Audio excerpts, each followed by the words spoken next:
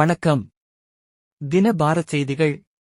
உண்மை செய்திகளை உடனுக்குடன் தெரிந்து கொள்ள தினபாரத் செய்திகளை சப்ஸ்கிரைப் பண்ணுங்க. ராமநாதபுரம் மாவட்டம் கமுதியில் தமிழரின் பெருமை தலைவர் பேரறிஞர் அண்ணாவின் 117வது பிறந்தநாள் விழா சிறப்பாகவும் உற்சாகமாகவும் நடைபெற்றது.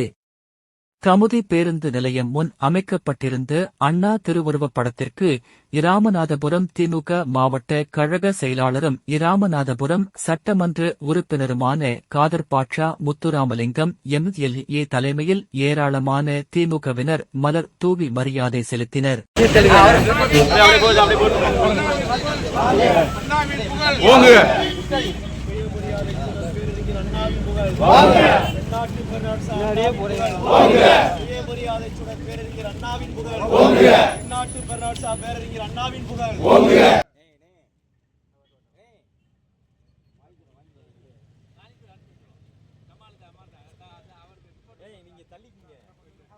அதனைத் தொடர்ந்து தமிழ்நாட்டை தலைகுனிய விடமாட்டோம் என்ற உறுதிமொழி அனைவராலும் ஒன்றுபட்டு ஏற்றுக்கொள்ளப்பட்டது.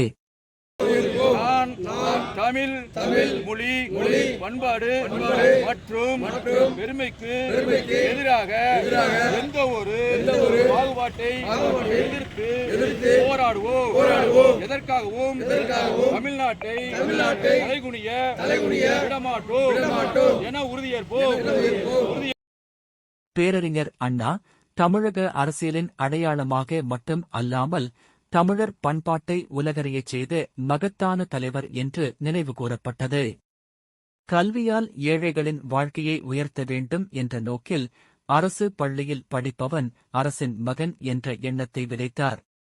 1967ஆம் ஆண்டு தமிழக முதல்வராக பொறுப்பேற்று சாதி மத வேறுபாடுகளை ஒழித்து சமூக நீதி, இலவச கல்வி, தமிழ் வளர்ச்சி ஆகியவற்றில் சிறப்பான பங்களிப்பு செய்தார். அண்ணாவின் பேச்சுத்திறன் மக்கள் மனதை கவர்ந்தது. எளியோருக்கும் நம்பிக்கையை அளித்து அவரது அரசியல் பயணம் இன்று பலருக்கும் ஊக்கமாக உள்ளது. இந்த விழாவில் திமுக கமுதி வடக்கு ஒன்றிய கழக செயலாளரும் முன்னாள் மாவட்ட கவுன்சிலருமான வாசுதேவன், கமுதி பேரூராட்சி செயலாளர் பாலமுருகன் உள்ளிட்டோர் முன்னிலை வகித்தனர். மேலும் மாவட்ட பிரதிநிதிகள் பாரதிதாசன், காசிலிங்கம், நந்தகோபால், சேசுராஜ், ஊராட்சி மன்ற தலைவர்கள் காவடி முருகன், பழனி, ராஜசேகர், கண்ணன், அழகர்சாமி, மாரிமுத்து, அறங்காவலர் முருகன், நூர்தீன், ஒன்றிய இளைஞரணி அமைப்பாளர் சிரஞ்சீவி, பேரூர் இளைஞரணி அமைப்பாளர் செய்யது கரிமுல்லா, ஒன்றிய தொண்டரணி அமைப்பாளர் வலம்புரி உள்ளிட்ட பலரும் கலந்து கொண்டு மலரஞ்சலி செலுத்தினர்.